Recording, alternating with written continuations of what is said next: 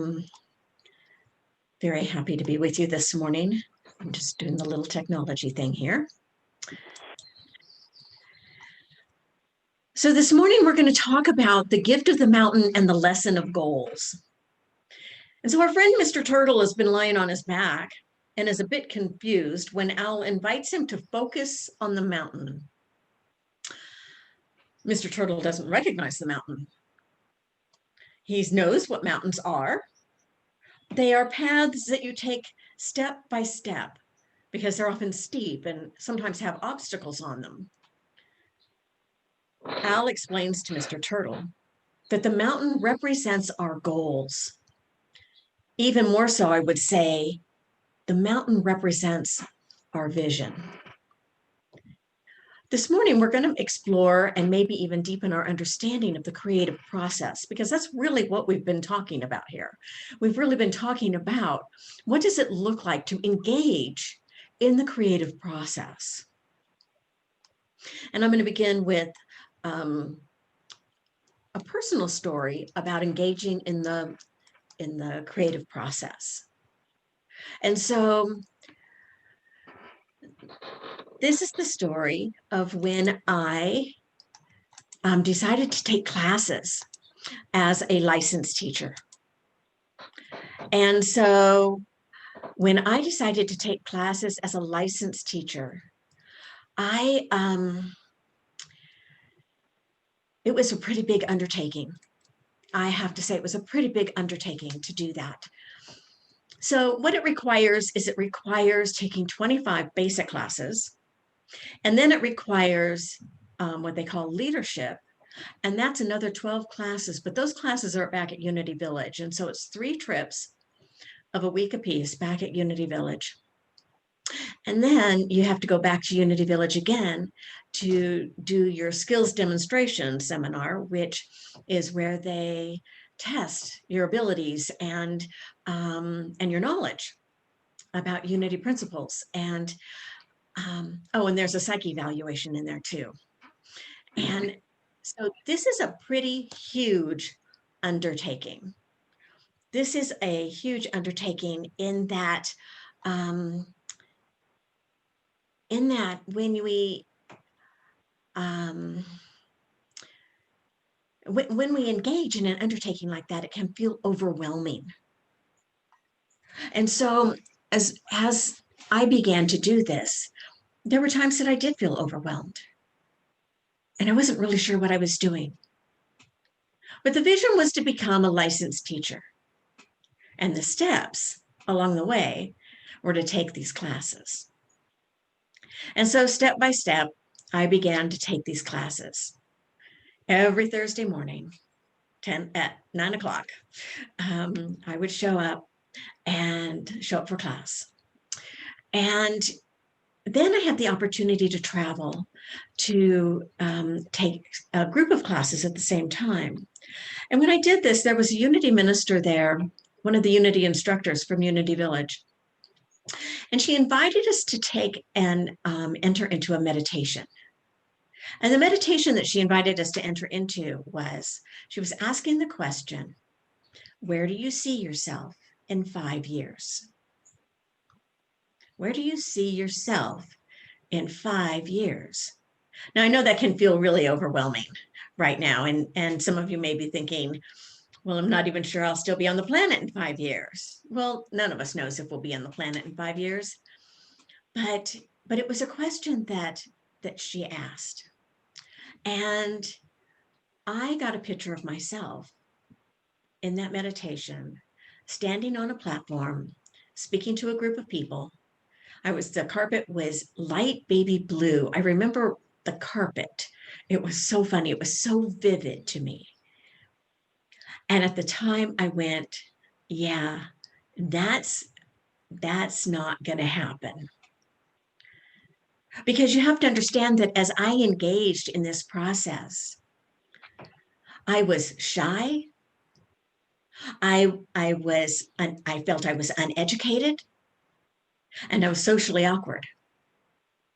So the idea of me standing up on top of the platform, speaking to a group of people was just unrealistic. That was just not in my consciousness at that time. So fast forward several years, I've been taking the steps, gradually taking the steps. And as I take those steps, take those classes and took those steps, then my consciousness began to change. And after I was licensed, shortly after I was licensed as a Unity teacher, the associate minister at the time called me and she said, "Charli, I have pneumonia. I can't do the service tonight." And it was a Wednesday night healing service that we did. And she said, "Can you do it for me?" And I found the words, "Sure," coming out of my mouth. I'd be happy to, without even thinking about it. And so then I thought, okay, well, I need to prepare. And so I prepared and I got up there and I did it. And when I got up there and did that, something inside of me cracked. Something cracked open. An old belief of I can't could no longer stand because I did. And I went home and I just cried. I'm not sure if I was crying because I was scared or if I was crying because I was so happy that something like that had broken open inside of me. Taking the risk to step up and do something that I had always said, well, I can teach class because that's just a little teeny group. I can do this because of this, but don't ask me to do that. And when I took that risk, it was a profound moment in my life because when we have goals, when we enter into the creative process and we have goals, then what is really important is to take the steps that are in front of us. And sometimes those steps will call us to step into something that maybe we didn't know that we could do, and that maybe would bring us really great joy, and that we would think would be really fun.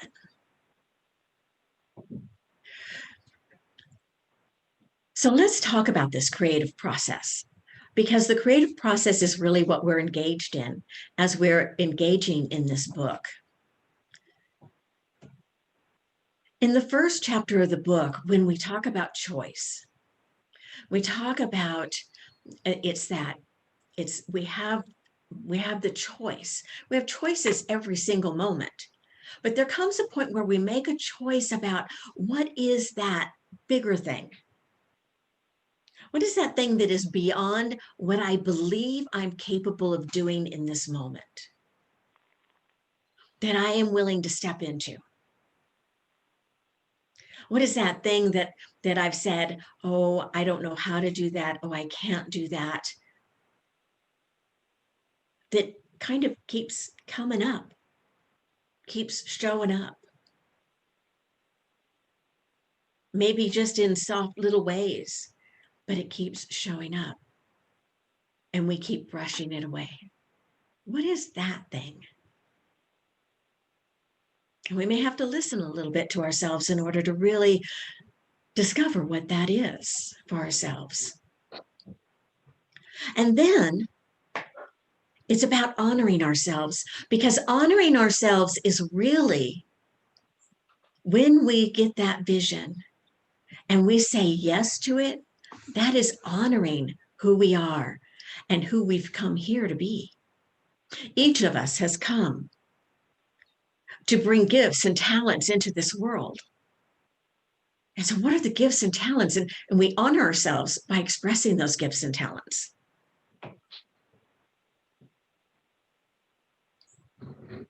And then we shift our beliefs by by affirming truth. And so I want to talk about affirmations for just a second, because affirmations are not just little airy-fairy statements that we say. They are statements of truth with a capital T, meaning that they are absolutely true all of the time.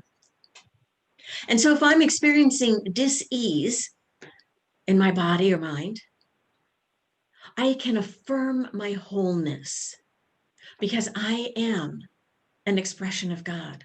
I am a child of God. I am a living expression of the divine. And so therefore, at the core of my being, I am whole. I am absolutely whole. And as I affirm that, my consciousness is raised and I begin to believe it. And that's what affirmations are really for. Affirmations are for us to shift our consciousness. They are consciousness shifters. And so when we find ourselves in that place where we're saying, I can't, sometimes the affirmation is, I am able. I am willing. I can. And I will. We know that when we call upon the I am presence within us, we're not just calling upon our ego, we're calling on the divine presence that is within us. We're calling on that divine presence to be active, to work with us so that we can have the courage, the strength, the wisdom to take those next steps, whatever those steps are in our lives, that assist us in expressing more of who we truly are.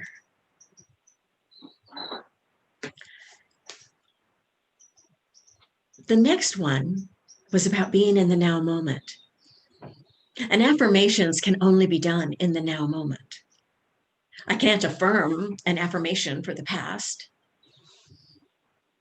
And I can't affirm, if I affirm an affirmation for the future, then I'm affirming that it will happen later. And we know what happens when we say, well, I'll do that later. Later never comes. Affirmations are affirmed in the now moment. I am now in this moment. And it may not be what is happening in our appearance, but we know that in spirit, it is true. And that when we affirm it and we raise our consciousness to that level of affirmation, we create the experience that we want to have.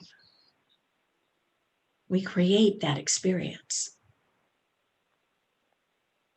And so living in the now moment is about being present to the wisdom of God that is speaking, always speaking within our hearts and our minds. You know, they talk about the gut feeling. That's wisdom. And we listen to the wisdom within us and we take those steps. And so then we come upon goals. And I love that in the book that he says that goals are not, he's not looking at goals from the standpoint of, this is what I want to achieve over here.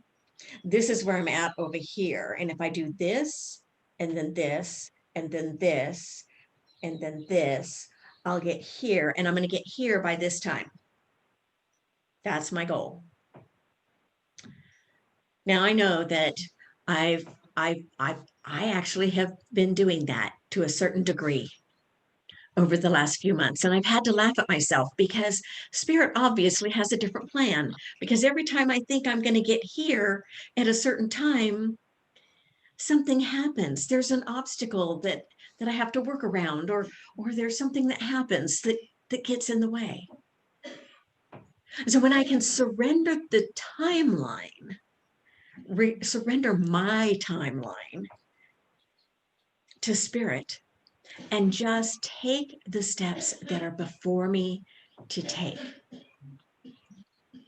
And to know that as I take those steps, by listening to the wisdom within me, I'm going to get exactly where I need to be when I need to be there.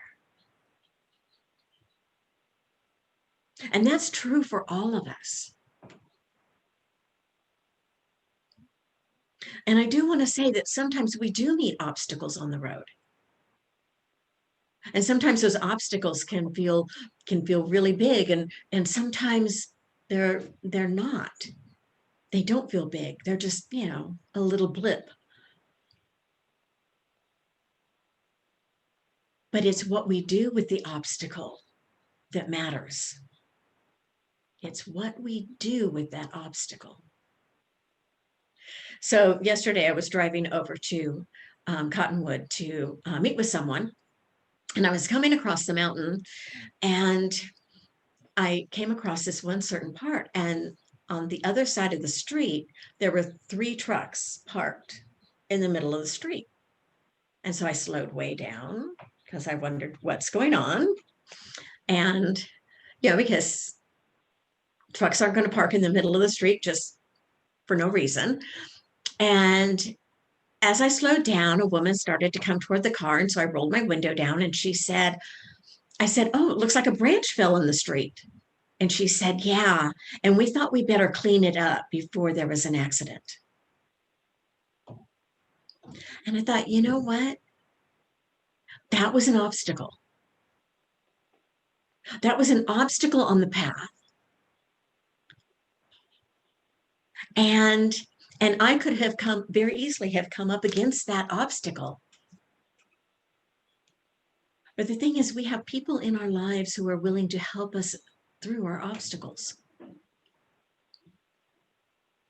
We have people in our lives who are willing to hold our hands as we move through obstacles. That we're not meant to do this journey alone. That entering into the creative process and having a vision and honoring ourselves and doing all of this work, we don't necessarily have to do it alone. That we have each other.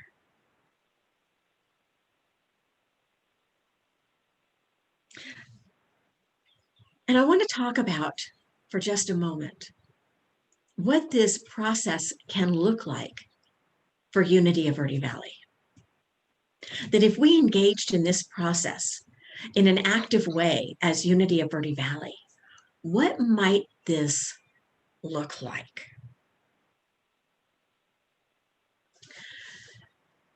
So there's a number of changes that have happened within the ministry over the course of the last 8-9 months. When we closed the doors to the ministry and having services on site, it was a huge change. And for many of you, being able to get on Zoom was a huge step to take in and of itself. And I want to say, yay, thank you for doing that. Thank you for being willing to do that. We continue to work toward the possibility of having services back in the building and being able to still stay on Zoom at the same time. And I'd love to say we're getting closer. But I feel like I've been saying we're getting closer all the time. So it feels like one of those mountains where you can see the top of the mountain and it looks like it's really close, but then the path kind of veers off a little bit, and then the top of the mountain seems farther away. But I'm trusting that everything that we're doing is exactly what we need to be doing. Is exactly what we need to be doing, that God's in charge. But what I'm also aware of is that there are things we as a ministry created a strategic plan. We created a strategic plan for Unity of Verde Valley. And we have an opportunity in front of us. Do you realize that because we're online, that we could broaden and not be just our little Unity of Verde Valley community, but we could reach out to the greater Verde Valley. We could reach out to the greater Arizona. We could reach out to the greater United States, even to the world. that there is no limit on what we could do. No limit to what we could do.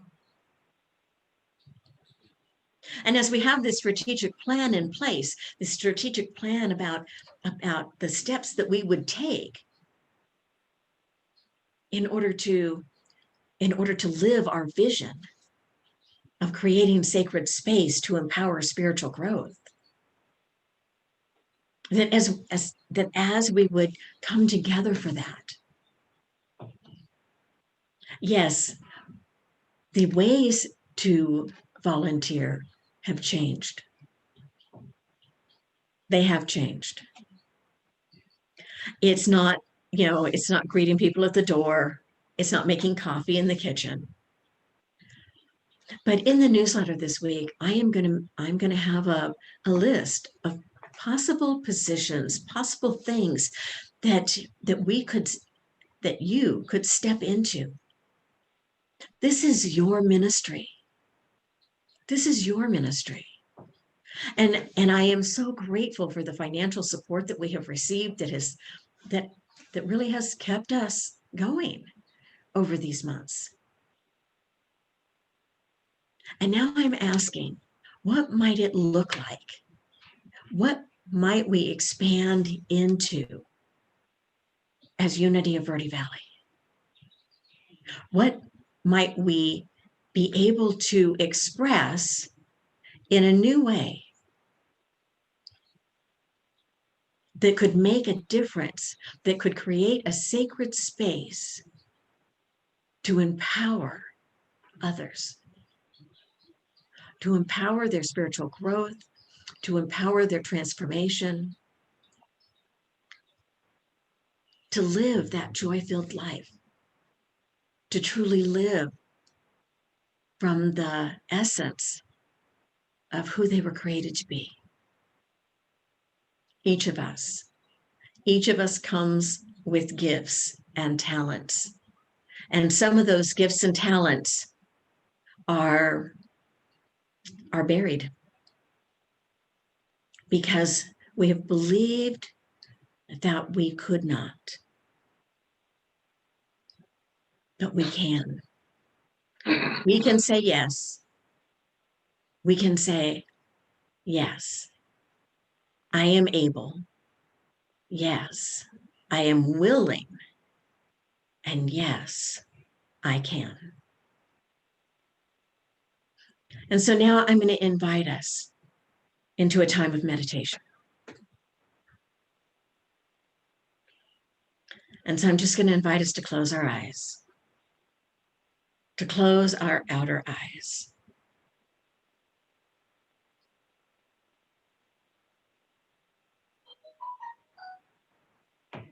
And to breathe into this space,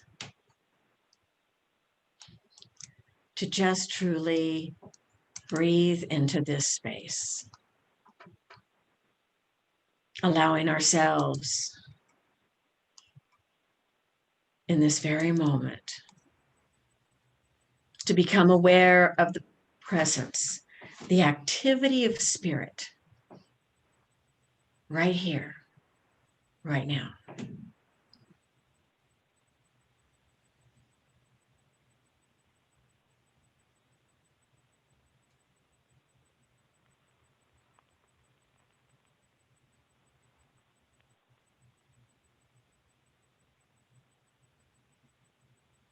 We allow ourselves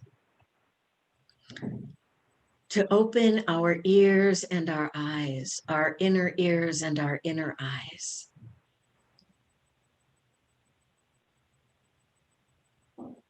so that we can truly be in a place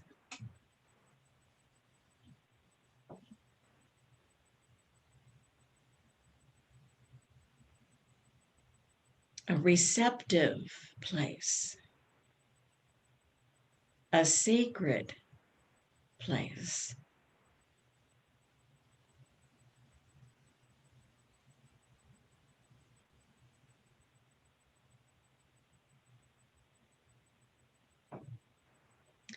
And we may want to ask Spirit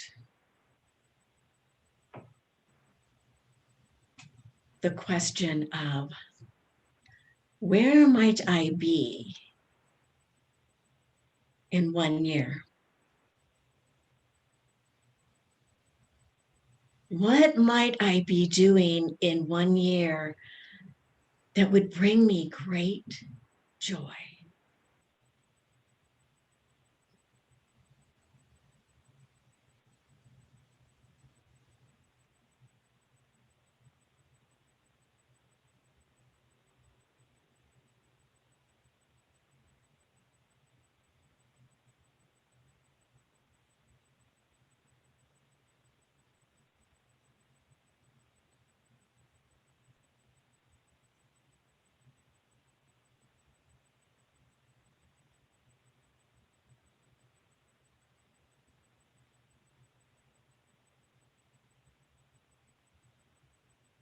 No judgment.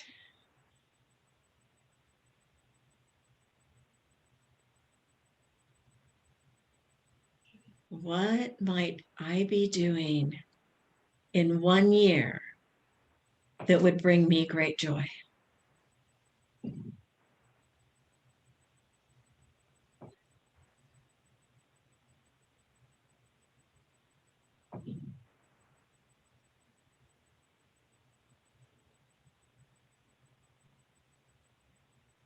Is there something that I might have?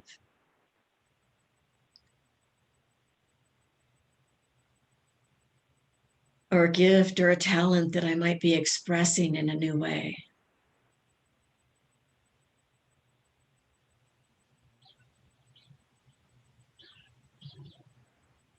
Is there a new belief about myself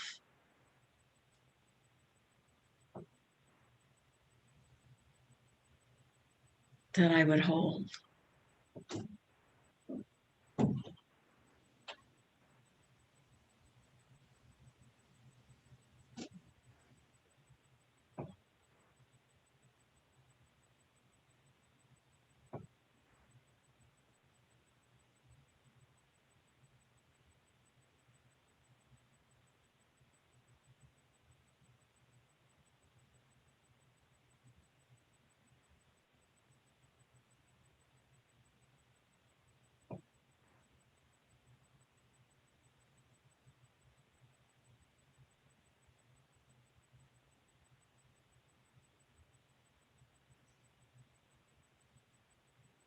As we hold that vision within our hearts,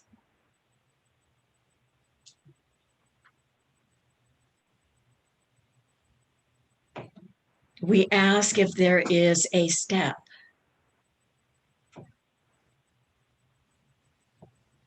a first step that we can take toward that vision.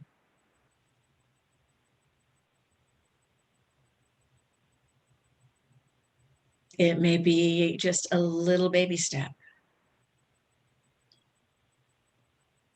but all steps hold power within them, for they are the demonstration of saying yes.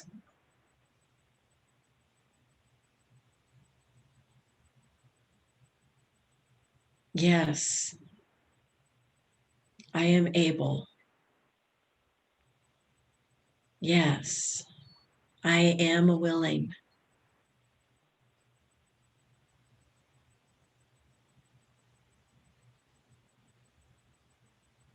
Yes, I can.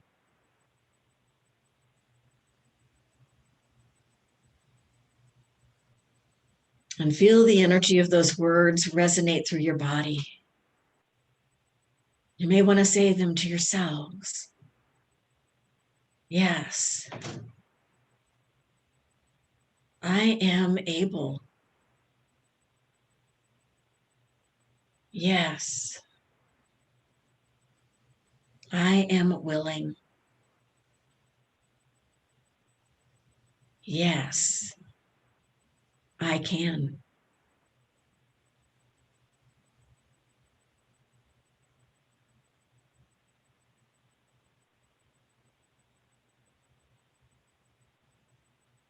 knowing that we surrender the details to Spirit.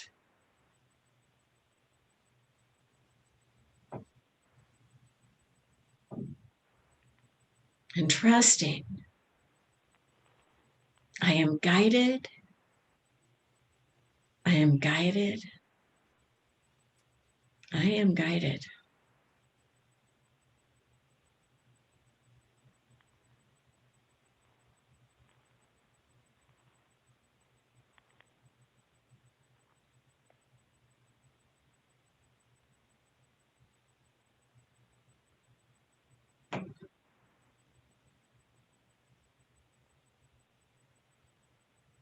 I am guided, I am guided,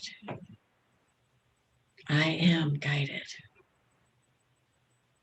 And so it is. Amen.